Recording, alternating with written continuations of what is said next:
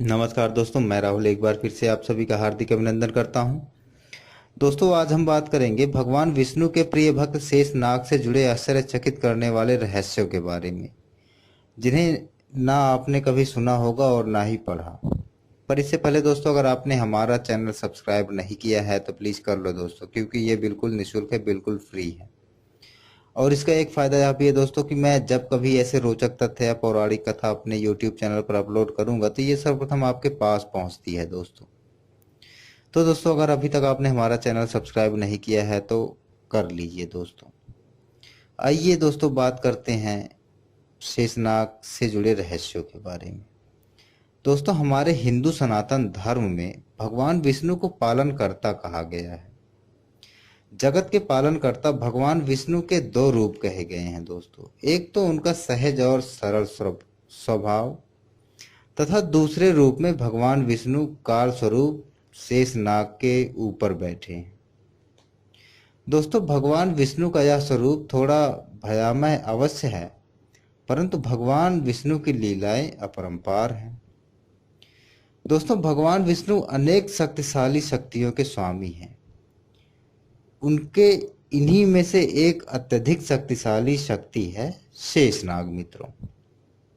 आज हम आपको शेषनाग और नागों से जुड़े अनेक ऐसे रहस्यों के बारे में बताने जा रहे हैं जो शायद ही आपने पहले कभी सुना हो दोस्तों, नागराज अनंत को ही शेषनाग कहा गया है।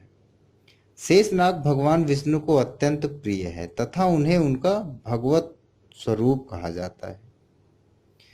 प्रलय काल के दौरान जब नई सृष्टि का निर्माण होता है तो उसमें जो शेष अवक्त शेष रह जाता है, हिंदू धर्म कोश के अनुसार उसे उनका ही प्रतीक माना गया है। भविष्य पुराण में इसका वर्णन 1000 फन वाले सर्प के रूप में किया गया है। दोस्तों, ये जीव तत्व के अधिकाष्टा है और ज्ञान व बल नाम के गुणों की इनकी प्रधानता होती है। इनका आवास पाताल लोक के मूल में माना गया है दोस्तों। प्रलय काल में इन्हीं के मुख से भयंकर अग्नि प्रकट होकर पूरे संसार को भस्म करती है। ये भगवान विष्णु के पलंग के रूप में क्षीर सागर में रहते हैं और अपने 1000 मुखों से भगवान शिव का गुणानुवाद करते हैं। दोस्तों, भक्तों के सहायक और जीव को भगवान की शरण में ले जाने वाले भी शेषनाग ही हैं दोस्तों, क्योंकि इनके बल पराक्रम और प्रभाव को गंधर्व, अप्सरा, सिद्ध, किन्नर, नाग आदि भी नहीं जान पाते, इसलिए इन्हें अनंत भी कहा गया है दोस्तों, ये पंचविश ज्योतिष सिद्धांत के प्रवर्तक माने गए हैं। भगवान के निवास शैया, आसन, पादुका, वस्त्र, पादपीठ, तकिया और छत्र के रूप में शेष यानी अंगीभूत होने के कारण इन्हें शेष कहा गया है। दोस्तों, लक्ष्मण और बलराम इन्हीं के अवतार हैं जो राम और कृष्ण लीला में भगवान के परम सहायक बने। दोस्तों, आखिर क्यों करते हैं भगवान विष्णु शेष नाग पर ही विश्राम? दोस्तों, हमारे जीवन का हर क्षण अनेकों जिम्मेदारियों और कर्तव्यों को अपने अंदर समेटे हुए है तथा सबसे अधिक और महत्वपूर्ण दायित्व जो मनुष्य का होता है वह है अपने परिवार और समाज के प्रति।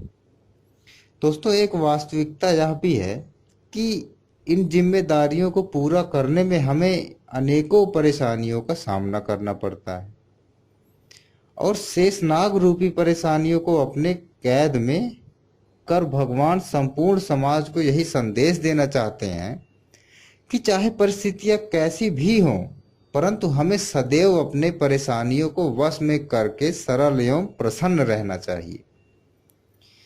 दोस्तों, पौराणिक मान्यता के अनुसार श्री श्वेतवाराह कल्प में सृष्टि सृजन के आरंभ में ही एक बार किसी कारणवश ब्रह्मा जी को बड़ा क्रोध आया, जिसके परिणाम स्वरूप उनके आंसुओं की कुछ बूंदें पृथ्वी पर गिरी और उनकी परिणति नागों के रूप में हुई।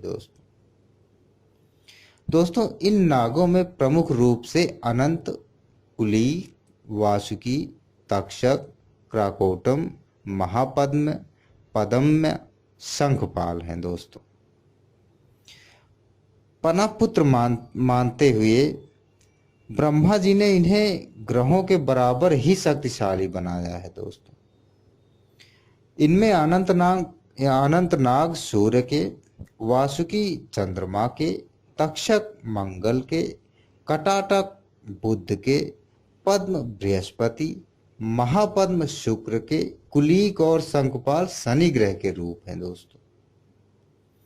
दोस्तों ये सभी नाग भी सृष्टि संचालन में ग्रहों के समान ही भूमिका निभाते हैं। इनसे गणेश और रुद्र यज्ञोपवीत के रूप में, महादेव श्रृंगार के रूप में तथा विष्णु जी शैया के रूप में सेवा लेते हैं।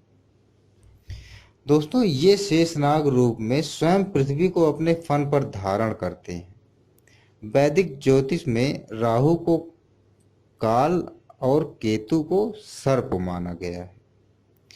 अतः नागों की पूजा करने से मनुष्य की जन्म कुंडली राहु केतु जन्य सभी दोष तो शांत होते ही हैं।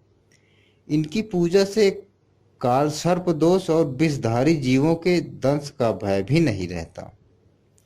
परिवार में वंश वृद्धि, सुख शांति और घर के निर्माण करते समय नींव में चांदी का बना नाग नागिन का जोड़ा रखा जाता है। दोस्तों शेषनाग जी बलराम के रूप में, लक्ष्मण जी के रूप में भगवान राम और श्री कृष्ण के सहायक बने थे। दोस्तों अगर आपको ये जानकारी अच्छी लगी है तो इसे लाइक करें और ज़्यादा से ज़्यादा शेयर करें। और अभी तक अगर आपने हमारा चैनल सब्सक्राइब नहीं किया है तो अवश्य कर लो। दोस्तों इसी के साथ मैं राहुल आपसे विदा लेता हूँ। नमस्कार।